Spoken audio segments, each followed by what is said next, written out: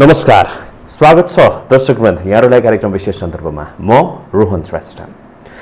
विशेष सन्दर्भको आजको यस श्रृङ्खलामा हामी मुलुकको पछिल्लो अवस्था, अझ भन्नुपर्दाखेरि के संवैधानिक, के असंवैधानिक, के कानुनी लगायतका प्रश्नहरू यति बेला पेचिलो बनेर आइरहेका छ। पछिल्लो अवस्थालाई नै हेर्ने भने जसरी दोस्रो पटक फेरि प्रतिनिधि सभा विघटन भयो र अहिले जुन हिसाबले चाहिँ आज मात्रै विपक्षी दलहरूको गठबन्धन गरेर चाहिँ सर्वोच्चमा मुद्दा दायर गरेको अवस्था रहेको छ। यही मिश्रमा, यही छेकोमा फेरि राष्ट्रपतिबाट नागरिकता अध्यादेश जारी गरिएको अवस्था रहेको छ। यो के हो? किन यति धेरै चाहिँ गन्जाकुल, किन यति धेरै जकडिएको अवस्थामा हाम्रो मुलुक अगाडि बढिरहेको छ? यावत विषयमा आज हामी कुराकानी गर्ने प्रयास गरिरहेका छौँ। त्यसको लागि आज हामीसँग हाम्रो स्टुडियोमा वरिष्ठ अधिवक्ता विष्णु भट्टराई आज हामीसँग हुनुहुन्छ। स्वागत छ यहाँलाई। हजुर, धन्यवाद, नमस्कार। यो कस्तो किसिमको चाहिँ गिजोमोको बिचमा हामी छौँ कि केलाई संवैधानिक, केलाई असंवैधानिक? प्रधानमन्त्री भन्छन् मैले त सबै संविधानको हरेक धारालाई चाहिँ मानेर म अगाडि बढेको छु। विपक्षी भन्छ यसलाई चाहिँ असंवैधानिक कदमलाई कसरी चाहिँ संवैधानिक मान्ने लगायतका प्रश्नहरू यति बेला तेर्सिरहेको छ। ठ्याक्कै बताउनु पर्दाखेरि अहिलेको विषयवस्तुलाई संविधानको आँखाबाट हेर्दाखेरि, संवैधानिक विषयलाई चाहिँ हामीले चाहिँ विश्लेषण गर्दाखेरि, व्याख्या गर्दाखेरि चाहिँ कसरी गर्न सकिन्छ? धन्यवाद। पहिलो कुरा त हामीले संविधान अथवा यो संविधानका निर्माता हौँ भन्नेहरूले कस्तो संविधान बनाएको रहेछ भनेर अब उहाँहरूले अहिले बुझ्ने बेला भयो। अहिले तपाईँले सम्बोधन गर्नुभए अनुसार ठ्याक्कै भन्ने जे कुरा हुन्छ नि, त्यस्तो ठ्याक्कै 2 र 2 4 भन्ने कुरा हुँदैन। कहिलेकाहीँ 2 र 2 0 पनि हुन्छ, कहिले 2 र 2 3 मात्रै पनि हुन्छ। यसै कारणले गर्दा यो संविधान बमोजिम, यो संविधान सङ्घीय लोकतान्त्रिक गणतन्त्रात्मक बहुदलीय शासन व्यवस्था भनेर तपाईँले भनेपछि बहुमतको शासन सत्ता हुने र अल्पमतको चाहिँ सुझाव हुने अथवा विरोध आदि इत्यादि हुने जे मान्यता हो, गएको 77 पुस 5 गते लगभग तत्कालीन लगभग 2/3 बहुमत भएको प्रधानमन्त्रीले प्रतिनिधि सभा विघटन गर्दाखेरि त्यसलाई सर्वोच्च अदालतले असंवैधानिक भन्यो। अब संविधानको धारा 2 को व्यवस्था के हो भने नेपाली जनताको नेपालको राजकीय सत्ता र सम्प्रभु सत्ता नेपाली जनतामा निहित रहन्छ भनेर लेखेको छ। अब त्यो नेपाली जनताको सम्प्रभु सत्ता र राजकीय सत्ता कसले प्रयोग गर्छ भन्नुको अर्थ नेपाली जनताले त मत दिन्छन्, तपाईलाई आवधिक चुनावको लागि मत दिन्छन्, अनि नेपाली जनताका प्रतिनिधिहरू जो आउँछन् र जसले बहुमत नेपाली जनतालाई प्रतिनिधित्व गर्छ, त्यो समयको लागि त नेपाली जनताको राजकीय सत्ता र सम्प्रभु सत्ता त त्यही हुनु पर्यो। अनि तर सम्मानित सर्वोच्च अदालतको फागुन 11 गतेको फैसलामा नै 76-1 को प्रधानमन्त्रीले प्रतिनिधि सभा विघटन गरेको कुरा भएन, त्यहाँ वैकल्पिक सरकार बन्छ भनेर फैसला गर्यो। अब यो सार्वजनिक विषय हुँदाखेरि यसमा टीका टिप्पणी, चासो, चर्चा हुनु स्वाभाविक छ। एउटा प्रतिनिधि सभामा 2टा बहुमत त हुँदैन। त 174 को तत्कालीन प्रधानमन्त्री थियो भने त्यसले विघटन गरेपछि अर्को वैकल्पिक सरकार बन्छ भन्ने कुरै यो संविधान होइन, यो संविधान बमोजिम बोधगम्य भएन। अनि फेरि के हो भनेदेखि प्रधानमन्त्री केपी शर्मा ओलीले त्यतिखेर त मलाई लाग्छ 74/11/25 गते यो संविधानको धारा 76 को 2 बमोजिम त्यतिखेरको एमाले र माओवादीको रूपबाट उहाँले चाहिँ प्रधानमन्त्री पदको शपथ ग्रहण गर्नुभएको 74/2 को। अनि अब यो अवस्थामा अब पछि उनीहरू एक भए, जे भए आफ्नो ठाउँमा छ भनेपछि अब त्यो प्रधानमन्त्रीले प्रतिनिधि सभा विघटन गरेपछि फेरि चाहिँ प्रतिनिधि सभा त बस्यो। प्रतिनिधि सभा बसिसकेपछि त्यो प्रतिनिधि सभाले तत्काल कायम रहेको सरकारको विरुद्ध अविश्वासको प्रस्ताव पनि ल्याएन। तत्काल नेकपा माओवादीले केपी शर्मा ओलीजीलाई दिएको विश्वासको मत पनि फिर्ता लिएन, के अरे समर्थन पनि फिर्ता लिएन। त्यति नहुँदै प्रतिनिधि सभा पुनर्स्थापना भएर अथवा 2077 फागुन 23 गते प्रतिनिधि सभाको विधेयक अधिवेशन बस्दाखेरि अनि त्यहाँबाट त्यो अधिवेशन पनि अन्त्य भएपछि अनि बल्ल प्रधानमन्त्रीजीले म चाहिँ वैशाख 27 गते विश्वासको मत लिन्छु भन्नुभयो। हो, प्रधानमन्त्रीजीले विश्वासको मत लिन्छु भनेपछि मात्रै माओवादीले समर्थन फिर्ता लियो। यहाँ हामी हेरौँ है। अनि त्यस कारणले गर्दाखेरि अब उहाँले विश्वासको मत लिने कुरामा त उहाँले 93 मत पाउनुभयो र विपक्षीतर्फ चाहिँ 124 पुग्यो। हो, मैले रोहनजी के आम सञ्चार मार्फत के निवेदन गर्न खोजेको हो भने प्रतिनिधि सभाले कसैलाई पनि विश्वास गरेन। तपाईलाई 124 दियो, 271 भन्छन् अथवा 268 भन्छन् प्रतिनिधि सभाको अहिलेको स्ट्रेन्थ, 271 सही। तपाईँ विपक्षीलाई पनि 236 दिएन, 136 दिएन र मलाई 93 दियो, मैले त 136 पाउने कुरा। अब प्रतिनिधि सभाको विश्वास कसलाई रहेछ? तर मेजोरिटी हेर्ने हो भनेदेखि त विपक्षीले पाएन। मेजोरिटी भएन त्यो होइन, लार्जेस्ट कुरा मात्रै हो। अब त्यो लार्जेस्ट कुरा गर्ने हो भने चाहिँ फेरि विपक्षी हुँ भन्नेहरू गठबन्धनद्वारा 194 हुनुभयो अनि म आफै एक्लै 93 भएँ, किनभने जसपाको महन्त ठाकुर गुट तटस्थ मात्रै बस्यो। फेरि त्यो 27 गतेलाई हेर्ने हो भने त संसारमा भएको संसदीय प्रजातन्त्र, संसदीय प्रतिनिधि सभाको उपहास हो त्यो। किनभने तपाईको दलको मान्छेहरूले अनुपस्थित हुन्छन्, तपाईलाई मत दिँदैनन्। मेरो दलको मान्छेहरू आधा मान्छे विपक्षीलाई भोट हाल्छन्, आधा चुप लाएर बस्छन्। यो कस्तो संसदीय प्रणालीको संविधान बनाएको यो? अब यसै कारणले गर्दाखेरि मैले निवेदन गर्न खोजेको कुरा, प्रतिनिधि सभामा कसैको पनि बहुमत त देखिएन। अब बहुमत नदेखिएपछि त लार्जेस्ट पार्टीमा जानु पर्यो। अब तपाईले त्यही बनाउनु भएको छ। एकदमै हिजो 174 ले सरकार चलाएको त्यो भएन भनिदियो सर्वोच्चले। अब एउटाको 93 छ, एउटाको 124 छ भनेपछि अब दुईटैको भएन भने अब तिमी लार्जेस्ट पार्टी चाहिँ दाबी गर्न आऊ भनेर भनेपछि केपी शर्मा ओलीजीले लार्जेस्ट पार्टी दाबी त गर्नुभयो 121 सहित 121 अथवा एकजनाको परलोक भएको 100 जे होस् लार्जेस्ट पार्टी नेकपा एमाले भनेर दर्ता गर्नुभयो। तर अहिले तपाईले भन्दैखेरि 120 भनौँ कि 121 भनौँ, माधव कुमार नेपालजीहरू कहाँ हुनुहुन्छ? नेकपा एमालेमा हुनुहुन्छ कि मधेसवादीमा हुनुहुन्छ कि काङ्ग्रेसमा हुनुहुन्छ कि अथवा उहाँले नेकपा एमाले राजनीतिक दल सम्बन्धी 2073 बहुमतले 40-60 गरेर ब्रेक गर्नु केही पनि छैन। अनि अब त्यसले गर्दाखेरि लार्जेस्ट पार्टीको हिसाबले त केपी शर्मा ओलीलाई फेरि राष्ट्रपतिजीले शपथ ग्रहण गराउनु भयो 76-3 बमोजिम। 76-3 बमोजिम मैले शपथ ग्रहण गर्दा अथवा केपी शर्मा ओलीजीले शपथ ग्रहण गर्दा त्यो शपथ ग्रहण त माधव नेपालजीको पनि हो नि। हो, हामी हेरौँ न, नैतिकता हेरौँ, संविधान हेरौँ, राजनीतिक दल सम्बन्धी ऐन हेरौँ।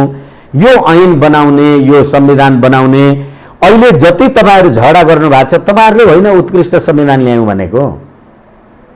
अनि त्यसकारणले गर्दाखेरि यो संविधानको अथवा हाम्रो राजनीतिक दल सम्बन्धी संविधानमा ल्याप्सेस हो कि संविधानमा समस्या हो कि अथवा चाहिँ व्यक्तिमा समस्या हो भन्ने पनि यो भने यति बेला सरसर्ती हेर्यो भने अहिलेको बेलासम्म आइपुग्दाखेरि त संविधानले दिएको धाराहरू नटेकेर चाहिँ प्रधानमन्त्रीले चाहिँ यसरी गर्न खोजे भनेर चाहिँ भनिएको कारणले र आज यो अवस्था एकैछिन यदि संविधानमा संविधानको ल्याप्सेस हो कि व्यक्तिको पात्रको दोष हो कि प्रणालीको दोष हो भन्दाखेरि अहिले हामीले पद्धति के बनायौं।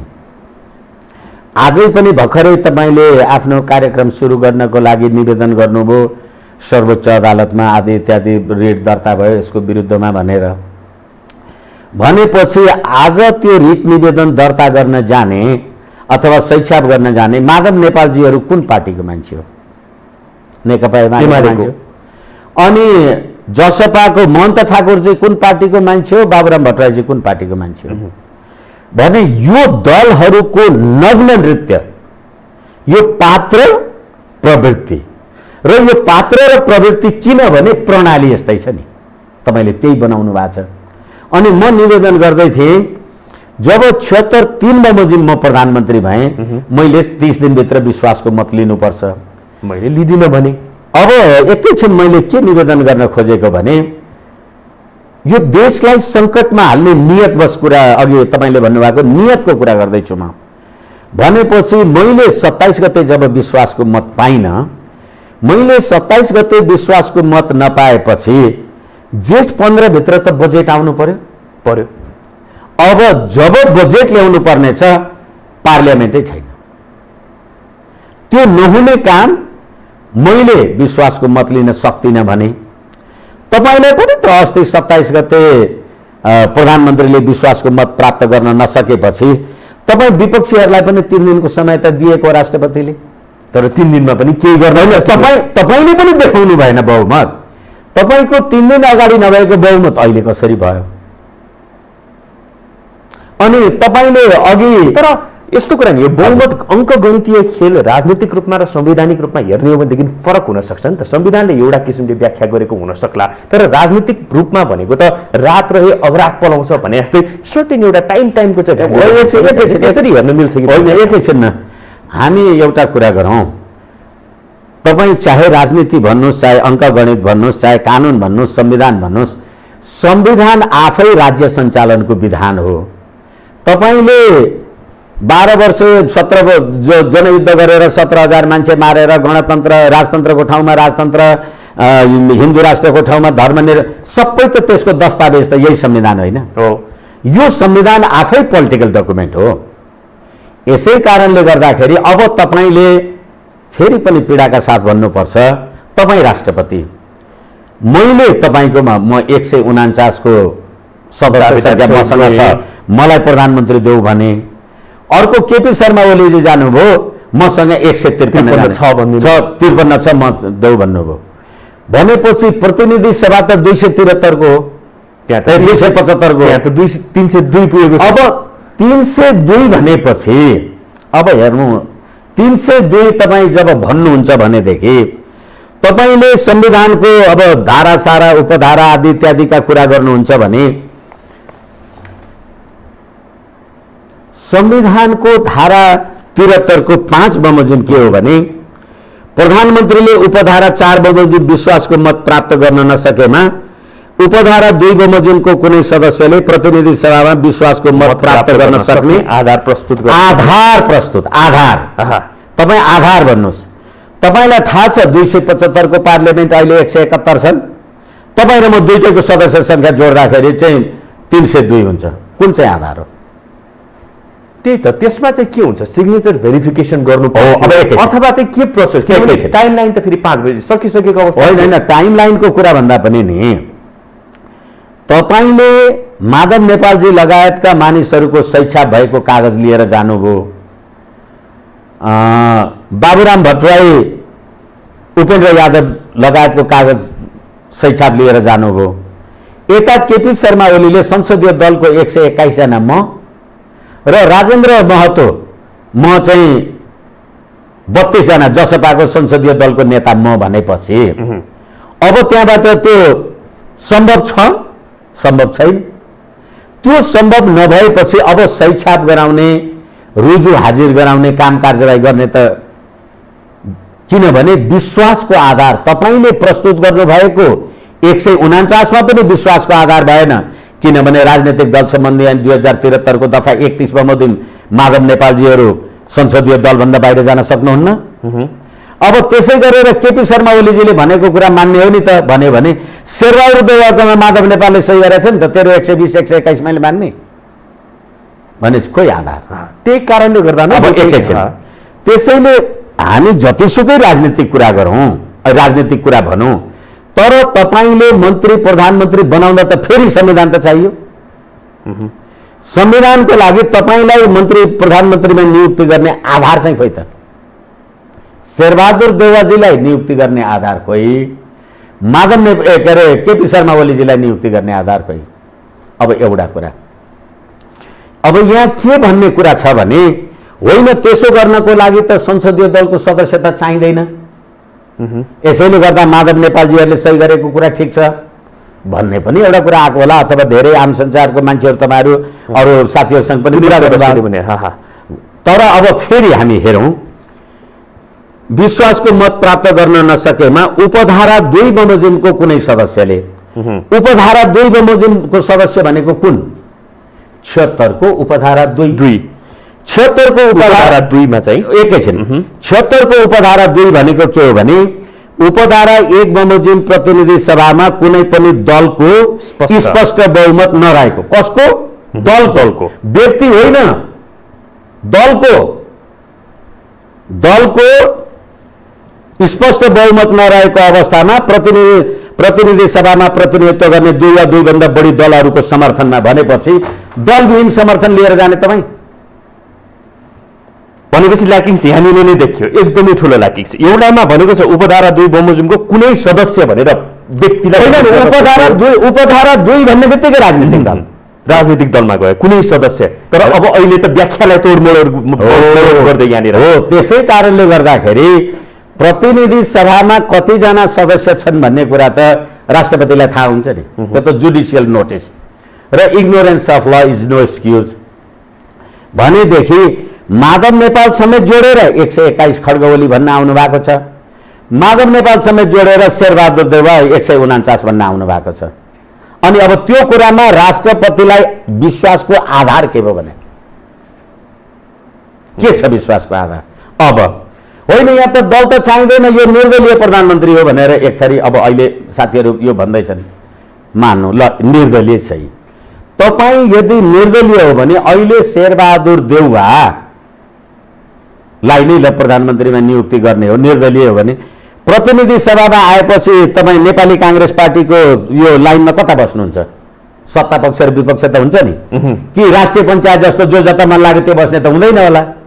राष्ट्रपति कहाँ जाँदा चाहिँ तपाईँ निर्दल, अनि प्रधानमन्त्री गएर उसमा आउँदा चाहिँ प्रतिनिधि सभा आउँदा चाहिँ तपाईँ बहुदल। के बनाएको यो भनेको? यस्तो संविधान हुन्छ? बनाउने को हो? यिनीहरूले बनाए होइन, उत्कृष्ट। त्यसैले पात्र र प्रवृत्ति जस्तो छ, प्रणाली त्यही हो। त्यही प्रणालीले गर्दा अहिले तपाईँहरू हेरिराख्नु भएको छ।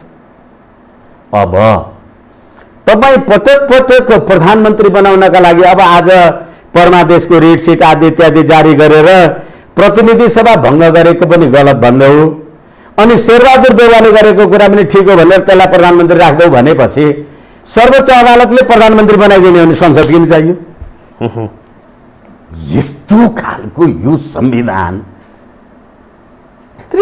पनि तपाईँले अघि भन्नुभयो नि होइन, 2+2 = 4 कहिले पनि हुँदैन भनेर व्याख्या परिभाषामा चाहिँ फरक हुन सक्छ। त्यही भएर संविधान, त्यही भएर चाहिँ कानुनविदहरू चाहियो भन्ने कुरा पनि त यसमा चाहिँ लागू होला। हो, त्यसै कारणले गर्दाखेरि तपाईँ हिजो अब यो संविधानको धारा 76 को प्रयोग गर्दा यो संविधानका अरू व्यवस्था तपाईँले मान्नु पर्दैन। संविधानको धारा 89 को म तपाईँ जुन दलको सदस्य भएर निर्वाचित हुनुभएको हो, तपाईँले त्यो दलको आदेश मान्नु भएन भने तपाईँको पद जान्छ।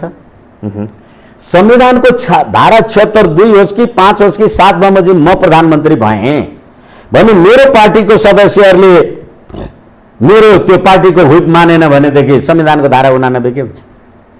के 89 मर्यो भनेका छन् अहिले यो उजुर गर्नेहरूले? अथवा शेरबहादुर देउवाजी अथवा केपी शर्मा ओलीजीले संविधानको धारा 89 के गर्नुहुन्छ?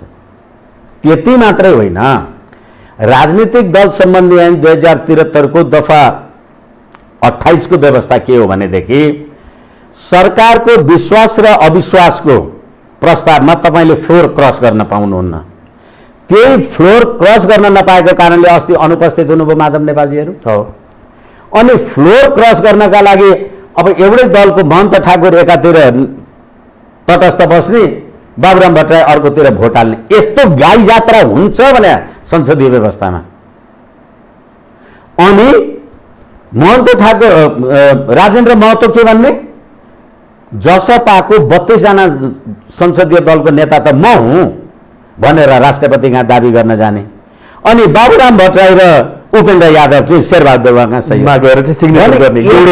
यस्ता खालका पात्र र प्रवृत्तिले चलाएको संविधान, बनाएको संविधान र चलाएको मुलुक यस्तो नभएर के हुन्छ त? विकल्प के त? हो। यसै कारणले गर्दाखेरि अब अघि पनि मैले भने यो जुन जसरी चाहिँ आज गइएको छ नि, रिट हालिएको अवस्था रहेको छ भनेपछि अब के यो चाहिँ मुद्दा लाग्छ अथवा लाग्दैन, कसरी हेर्नु? मुद्दा नलाग्ने संविधानको व्याख्याको कुरामा मुद्दा नलाग्ने भन्ने त प्रश्न भएन, मुद्दा त दर्ता हुने भयो। तर प्रश्न के हो भने नेपाली जनताको राजकीय सत्ता, नेपाली जनताको संप्रभु सत्ता। तपाईले मलाई प्रतिनिधि सभामा 5 वर्षको लागि मतदान गर्नुभयो र होइन त्यो 3 वर्षमा विघटन गर्न पाइँदैन, 4 वर्षमा यो कुरा गर्न पाइँदैन भन्ने हो भने यो अहिले प्रतिनिधि सभामा अस्ति पुस 5 गते प्रधानमन्त्रीले विघटन गरेर फागुन 11 गते सर्वोच्चले यो उपस्थित गराइदिएपछि त्यतिखेर त नेपाली जनताको राजकीय सत्ताको लागि म जान्छु भनेको थियो प्रधानमन्त्रीले। तर सर्वोच्च अदालतले के भन्यो भने जनताको होइन नेताकोमा जानु है भने, यसकोमा जा त्यसकोमा जा, ऊ जसपाकोमा जा, यता महन्त ठाकुरकोमा जा, माधव नेपालकोमा जा। हेर्नुहोस् त यो हर्स ट्रेडिङ, यो बुरी हाल। अनि तपाईँ जुन पार्टी भने हिजो केपी शर्मा ओली चुनाव लड्ने र माधव नेपालजी चुनाव लड्ने, झलनाथ खनालजी चुनाव लड्ने एउटै चुनाव चिन्ह एउटै घोषणापत्र होइन? त्यो घोषणापत्र हेरेर तपाईँले पनि केपीजीलाई भोट दिनुभयो, तपाईँले पनि माधवजीलाई भोट दिए होइन? अहिले हेर्नुहोस् त यो गाई जात्रा, यो कसले गरेको? यो राज्य प्रणाली। अनि फेरि यही म भन्दैछु, राजनीतिक दल सम्बन्धी ऐन 2073 तपाईँले बनाएको हो कि होइन? तपाईलाई लाग्छ कि लाग्दैन त्यो ऐन? र त्यो राजनीतिक दल सम्बन्धी ऐन 2073 को दफा 31 ले जुन दलबाट निर्वाचित भएर आएको हो त्यसले त्यो दल परित्याग गर्यो भने पद जान्छ। अहिले त वडा सदस्यको पनि जान्छ। हिजो त बरु स्थानीय निकायहरूमा त यो दलीय आधार हुँदैन भनेको थियो। भनेपछि अब यो कानुन कसलाई लाग्ने? यति धेरै चाहिँ ल्याकिङ्स, यति धेरै चाहिँ ल्याप्सेस, यति धेरै लुप होल्स चाहिँ हामीले चाहिँ छोडेर रहेछौँ संविधान बनाउँदा भनेपछि चाहिँ अब यो संविधान तपाईँले बनाएकै होइन। मैले धेरै ठाउँमा भनेको छु, आज फेरि तपाईँलाई भन्छु म, यो हरेक कानुनमा प्रतिनिधि सभाले आजको मितिमा यो संविधान यो कानुन बनाएर लागू गरेका छौं भनेर लेखा हुन्छ। यो संविधानको प्रस्तावना म तपाईलाई पढेर सुनाउँछु। संघीय लोकतान्त्रिक गणतन्त्रात्मक शासन व्यवस्थाको दिगो माध्यमद्वारा दिगो शान्ति, सुशासन, विकास र समृद्धिको आकांक्षा पूरा गर्न संविधान सभाबाट पारित गरी यो संविधान जारी गर्छौं। कसले लेख्यो? पारित गर्नुभएछ तपाईले, लेखे कसले? अब यो किन भने फेरि म तपाईलाई भनौं, अब यसमा फेरि अब गर्दै गर्दा अब फेरि यो होली वाइनवाला कुराहरू आउँछ। किनभनेदेखि संविधानको धारा 4 मा तपाईले नेपाल संघीय लोकतान्त्रिक गणतन्त्रात्मक धर्मनिरपेक्ष राज्य हुनेछ भनेर लेख्नुभयो। संविधानको धारा 26 मा गएर तपाईले के लेख्नुभयो भने सबैलाई आफ्नो धर्म मान्ने हक हुन्छ र धर्म परिवर्तन गर्यो भने अपराध हुन्छ, सजाय गर्छ। धर्मनिरपेक्ष देशमा धर्म हुन्छ र परिवर्तन हुन्छ, अनि तपाईँ सजाय गर्नुहुन्छ। अब तपाईले संविधानमा राष्ट्रिय जानवर गाई भनेर लेख्नुभयो, अनि भोलि अहिले चलन छ हाम्रो कि तपाईँ मन्त्री प्रधानमन्त्री हुनुभयो भने मासु खाने मान्छे रहेछ भने बोका काटेर झण्डा पूजा गर्ने चलन छ। भोलि यो देशमा कुनै एउटा क्रिस्चियन मान्छे राष्ट्रपति भयो भने म त गाईको मासु खाने मान्छे हो, बासो काटेर झण्डा पूजा गर्छु भने दिनुहुन्छ? यो ल्याकिङ्स होइन, यो डेलिबरेटली गरेको कुरा हो। अब फेरि तपाईँ धर्मनिरपेक्ष देशको एकले अर्काको अस्तित्व स्वीकार्नुपर्छ भन्ने पनि त मेसेज त एकछिन। संविधान भनेको राज्य सञ्चालनको विधान हो। राज्य सञ्चालनको विधान भनेको सिद्धान्तले चल्छ, सम्झौताले होइन। किनभनेदेखि बहुलवादमा आधारित बहुदलीय व्यवस्था। अब संसद भनेको खसीको टाउको देखाएर कुकुरको मासु बेच्ने थलो हो भनेर 17,000 नेपाली मान्छे मार्नेहरू बाबुराम भट्टराईजी, पुष्पकमल दाहालजी त हुनुहुन्छ। उहाँहरू यो 15-16 वर्ष यो संसदमा बस्दा कति हजार कुकुरको मासु खानुभयो होला? हिसाब छ। तपाईलाई म एउटा स्मरण गराउँछु, अस्ति उहाँहरूको बीचमा केपीजी र पुष्पकमल दाहालजीहरूको बीचमा विवाद हुँदा प्रधानमन्त्रीजीले त उहाँको सुरक्षा व्यवस्था त निकालिदिनु भयो, संयन्त्र घटाइदिनु भयो। भनेदेखि उहाँले के भन्नुभयो भने मेरो सुरक्षामा त माओवादी सेनाका लडाकु दस्ताहरू बस्छन् भन्नुभयो। तपाईले 2063 मङ्सिर 7 गते बृहत शान्ति सम्झौता गरेर टुङ्गिएको होइन द्वन्द्व। अब अहिले माओवादी सेनाका लडाकु रहेछ नि त तपाईँको सुरक्षा गर्नलाई, शान्ति सम्झौता कहाँ पुग्यो? त्यति मात्रै होइन, तपाईँको त्यो लडाकुलाई बन्दुक कसले दिन्छ? सरकारले दियो होइन भने त्यो बन्दुक कहाँबाट आयो? यो अवस्थामा र प्रधानमन्त्रीजी बालुवाटारमा तिनै लडाकुलाई बोलाएर तिनीहरूलाई माओवादी प्रचण्डले ध्यान दिएर म ध्यान दिन्छु भने। विजय अहिले अर्को पनि एउटा मुद्दाले चाहिँ मुलुक तातिरहेको अवस्था रहेको छ, नागरिकताको कुरालाई लिएर। राष्ट्रपतिले जुन हिसाबले चाहिँ नागरिकताको अध्यादेश जारी गर्नुभयो त्यसलाई लिएर चाहिँ अब फेरि भारतीयहरूले पनि नागरिकता पाउने भए भन्ने किसिमको चाहिँ एउटा किसिमको चाहिँ हावा चलेको छ। कतिसम्मको सही हुन आउँछ? खालि त्यसरी मात्रै हेर्नु जरुरी छ? अब फेरि पनि नि यो पीडाका साथ भन्नुपर्छ, यो उहाँहरूले यो के बनाउनु भएको छ मैले धेरैचोटि भने, फेरि पनि म तपाईँलाई सुनाउँ। अहिले अध्यादेश ल्याउनु भयो। अब रोहनजी, हजुर, सङ्घीय संसदको दुवै सदनको अधिवेशन चलिरहेको अवस्थामा बाहेक अन्य अवस्थामा तत्काल केही गर्न आवश्यक परेमा मन्त्री परिषदको सिफारिसमा राष्ट्रपतिले अध्यादेश जारी गर्छ, गर्न पाउँछ। एकछिन तत्काल केही गर्न आवश्यक परे, के परे आवश्यक? तपाईले बनाउनु भएको तपाईको संविधानको धारा 114 ले तत्काल केही गर्न आवश्यक पर्यो भने तपाईले अध्यादेश ल्याउने। के आवश्यक पर्यो अहिले नागरिकता? अहिले एउटा किसिमको लजिक के आइरहेको छ भने नि 1,90,726 जना रहेको व्यक्तिको चाहिँ संख्या देखाइएको छ। उनीहरूको सन्तानले चाहिँ नागरिकता पाउन सकिरहेको अवस्था छैन, जसको कारणले गर्दाखेरि अहिले चाहिँ 35,000 भन्दा बढी चाहिँ निवेदन परेको छ। यसलाई चाहिँ यसको आन्सर दिनको लागि पनि अध्यादेश एकछिन म यो कुरासँग फन्डामेन्टल्ली असहमत छु। मैले तपाईलाई उहाँहरूको संविधानको धारा 114 पढेर सुनाएँ। उहाँहरूको संविधानको यो मेरो संविधान होइन, म राज्य व्यवस्थाको विपक्षी मान्छे हो, मेरो आफ्नो विचार र अभिव्यक्तिको स्वतन्त्रता छ। 114 बमोजिम के आवश्यक पर्यो अहिले तपाईलाई? यसले प्रतिनिधि सभा गठन विघटनमा तलमाथि गर्यो कि यसले कोरोनामा केही तलमाथि गर्यो कि यसले तपाईँको रोजीरोटी दिने? तत्काल केही कुरा गरेर के आवश्यक पर्यो तपाईँलाई? अध्यादेशको औचित्य तपाईँले संविधानको धारा 114 डढाएर खाइदिनु भयो, तपाईँले बनाएको संविधान। अब फेरि तपाईँ 1 लाख यति 2 लाख 6 लाख 5 लाख, म हेर्दै थिएँ लक्ष्मणलाल कर्णजीको 6 लाख मान्छेहरूले नागरिकता पाउने भयो भने यो अध्यादेशको स्ट्याटस तपाईँले के बनाउनु भएको छ भने अध्यादेश जारी भएपछि बसेको संघीय संसदको दुवै सदनमा पेश गरिनेछ र दुवै सदनले स्वीकार नगरेमा स्वतः निष्क्रिय हुनेछ। अब एकैछिन यो नागरिकता सम्बन्धी अध्यादेश कहिले तपाईँले यो नागरिकता सम्बन्धी काम कार्यवाही तपाईँले कहिलेबाट सुरु गर्नुभयो? तपाईँले नागरिकता सम्बन्धी अध्यादेशको काम कार्यवाही 2075-4-22 मा तपाईले नागरिकता सम्बन्धी विधेयक ल्याउनु भयो र यति वर्ष बिहा गरेर बसेकोलाई आदि इत्यादिलाई दिने त्यो विधेयक संसदको विचाराधीन छ वर्षौंदेखि। अनि सम्प्रभु सत्ता सम्पन्न भन्ने तिम्रो संसदले पारित गर्न नसक्ने, संसद विघटन गरेपछि विपक्षीले मुद्दा हालेपछि तिमी अध्यादेश ल्याउने? वाह! अब एकैछिन, अब यो भारतीयले नागरिकता पाउने होइन, अङ्गीकृतको कुरा गरेको छ होइन, एकछिन कुराहरू पनि गरिरहेको छ होइन, यो सबै तफसिलको कुरा हो, अङ्गीकृत होइन। नेपालको संविधान 2019 को धारा 7 मा के भनियो भने नेपालमा स्थायी वासस्थान भएको देहाएको प्रत्येक व्यक्ति यो संविधान प्रारम्भ हुँदाका बखत नेपालको नागरिक हुन्छ। 2019 सालमा तपाईले के भन्नुभयो भने यो संविधान प्रारम्भ हुँदाका बखतको हुन्छ भन्नुभयो। त्यसै गरेर 2047 को संविधानमा के भन्नुभयो भने यो संविधान प्रारम्भ हुँदाका बखतको नागरिक हुन्छ भन्दै तपाईले अहिले 72 सालको संविधानमा पनि यो संविधान जारी हुँदाका बखतको मान्छे नागरिक हुन्छ। तपाईले 2019 सालमा संविधान प्रारम्भ हुँदाका बखतको नागरिक भनेपछि र त्यो 47 सालमा प्रयोग हुँदाखेरि त त्यो 26 वर्ष 27-28 वर्षकोमा त कतिवटा आयो नि मान्छे, ती सबैलाई तपाईले वैधानिकता दिनु। हरेकचोटि संविधान आउँछ बाहिरबाट आएको मान्छेलाई तपाईँ यो गर्नुहुन्छ, के आवश्यक थियो?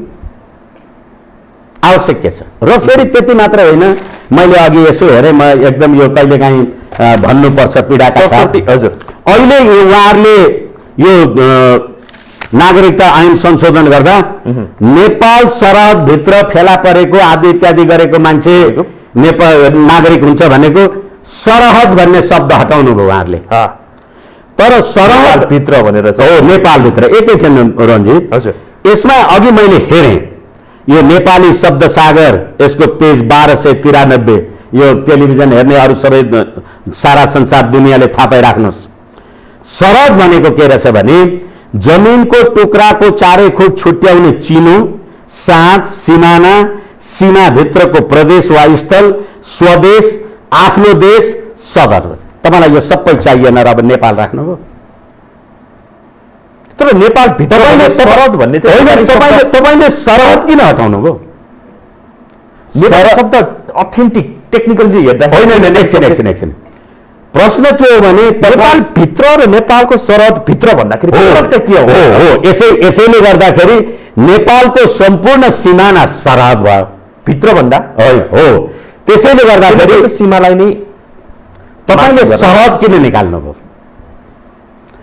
यदि एउटै कुरा हो भने सरहद किन निकाल्नु पर्यो? त्यसको त जस्टिफिकेसन छैन। र फेरि अर्को कुरा के हो भने अहिले अब अङ्गीकृत जन्मसिद्धवाला तपाईँले कुरा उठाउन राख्नुभयो जस्तो लाग्छ, क्षमा मैले अलि छिटो भने। अहिलेको संविधानको धारा 289, संविधानको धारा 289ले के भन्छ भने राष्ट्रपति, उपराष्ट्रपति, प्रधानमन्त्री, न्यायाधीश, प्रधान न्यायाधीश, प्रतिनिधि सभाका सभामुख आदि इत्यादि हुनको लागि तपाईँलाई वंशजको नागरिक हुनुपर्छ। अहिले तपाईँले जन्मसिद्धलाई वंशज बनाउने जे काम गर्नु भएको छ होइन, अस्ति जन्म, र त्यसैले अब कट अफ इयरको कुरा 72 भन्दा अगाडि एकछिन। तर तपाईँले 2019 संविधान ल्याउनु भयो, यो संविधान लागू हुँदाका बखत 2047 ल्याउनु भयो, यो संविधान लागू हुँदाका बखत। अझ अन्तरिम संविधानको दफा 11ले त के भन्यो भनेदेखि नागरिकता वितरण गर्ने टोली नै खटाउने भनेर भन्यो। भन्नुको तात्पर्य तपाईँले जन्मसिद्ध मान्छेलाई वंशज बनाइदिएपछि राष्ट्रपति हुन पाइन्छ। पोस्टमा जाने भए होइन, पोस्टमा जाने भए मात्रै होइन,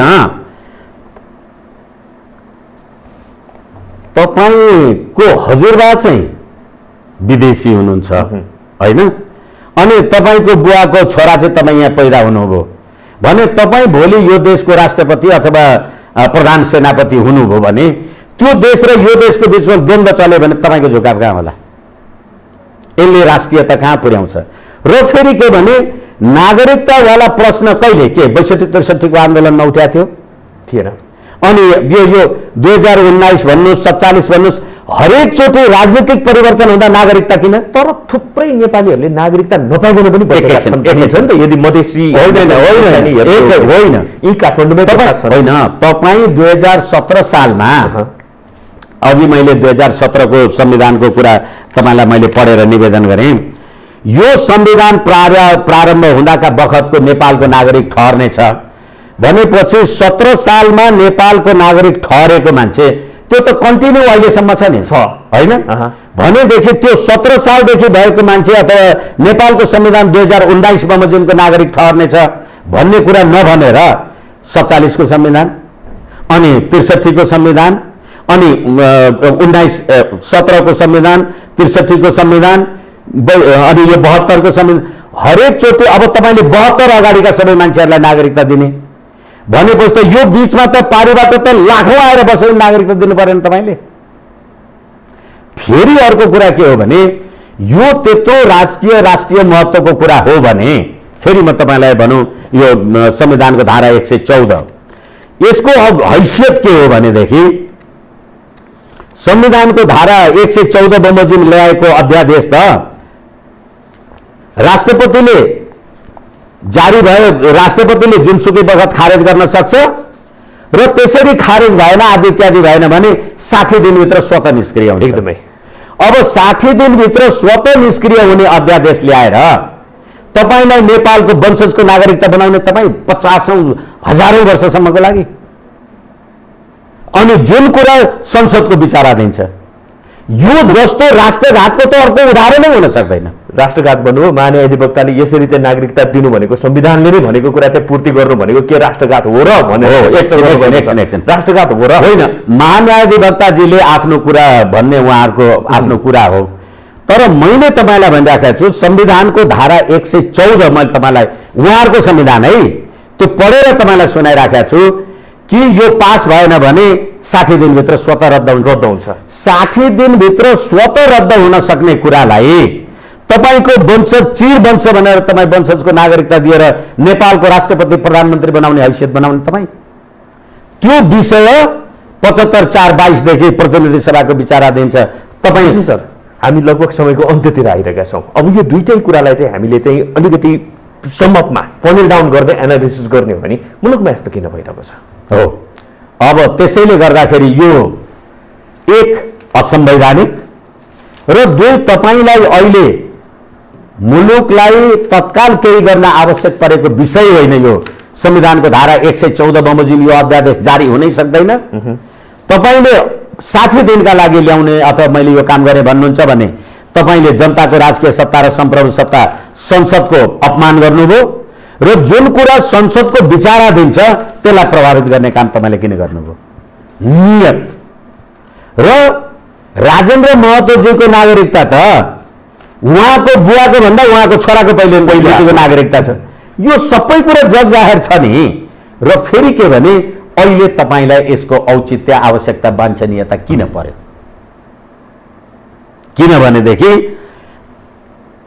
62-63 को आन्दोलन सिद्धिएपछि संविधान सभाको निर्वाचन गर्नका लागि दुईवटा नीति सारेको होइन र त्यतिखेर त अन्तरिम संविधानको धारा 11 बमोजिम गाउँ गाउँमा तपाईले नागरिकता बाँड्दाखेरि पारीबाट पानवाला मान्छेहरू नागरिकता लिएको कुरा होइन। तपाईले आज संविधानको एकदमै सूक्ष्म रूपमा चाहिँ विश्लेषण गर्नुभयो, चाहे त्यो संसद विघटनको कुरालाई लिएर होस् अथवा चाहिँ नागरिकताको कुरालाई लिएर नै किन नहोस्। यो कुरालाई हेर्ने हो भनेदेखि त मूल कानुनमै हामीले चाहिँ धेरै हदसम्म चाहिँ त्यहाँनिर चाहिँ ल्याकिङ्स देखिसके पश्चात अब के हुन्छ त? सधैँ यसरी नै चल्ने हो त अथवा चाहिँ कसरी चाहिँ यसलाई चाहिँ समाधान गर्न सकिन्छ भन्ने पनि त प्रश्न हो। यसै कारणले गर्दाखेरि नेपाली जनताको राजकीय सत्ता र सम्प्रभु सत्ता हामी भन्छौँ भने नेपालको सम्प्रभुता नागरिकता भनेको देशको सम्प्रभुतासँगको विषय हो। यो कुनै सरकारको सत्ताको विषय होइन। देशको सम्प्रभुतासँग सन्निहित विषयमा नेपाली जनताकै जागरुकताले यसलाई पल्टाउनुपर्छ। समाधानै त्यही हो। फेरि पनि फर्किने किनभनेदेखि खेत रह्यो भने नि जस्तो सुकै धान रोपेर खानु होला, घर रह्यो भने जस्तो सुकै कलर लगाउनु होला। समस्या त 47 को संविधानमा पनि थियो होला नि, चाहे त्यो त्यसैले मैले तपाईँलाई भने नेपालको संविधान 2019 को धारा 7 मा यो संविधान लागू हुँदाका बखतको नागरिकता भनेपछि त्यही कट अफ इयर बनाएर तपाईँले यो निरन्तर गरेको भए के हुन्थ्यो? किनभने 2019 मा तपाईँ नागरिक हुनुहुने हो होइन, 2019 मा तपाईँ नागरिक हुनुभयो भने अब तपाईँका छोराछोरी नाति पनाति 2072 मा आएर कसरी अनागरिक भए? उताबाट आए तब न तपाईँ हाल्दै हुनुहुन्छ के कुरा गरेको? अनि यस्तो कुरालाई संविधान तपाईँ संविधान बमोजिम मुलुक चल्ने होइन, मुलुक चलाउनलाई संविधान बनाउने हो। हजुर विष्णु सर, धेरै धन्यवाद हाम्रो स्टुडियोमा आइदिनु भयो। एकदमै सूक्ष्म ढङ्गबाट चाहिँ आज संविधानका केस्रा केलाउने प्रयास गर्नुभयो। धेरै धन्यवाद। हस्, मलाई पनि बोलाएर मेरा अभिव्यक्ति राख्ने अवसर दिनुभयो। यो टेलिभिजनलाई हार्दिक नमन प्रणाम धन्यवाद। रश्मि न्याला पनि धेरै धन्यवाद आज हामीलाई साथ दिनुभएकोमा। हेर्दै रहनुहोला यो टेलिभिजन। नमस्कार।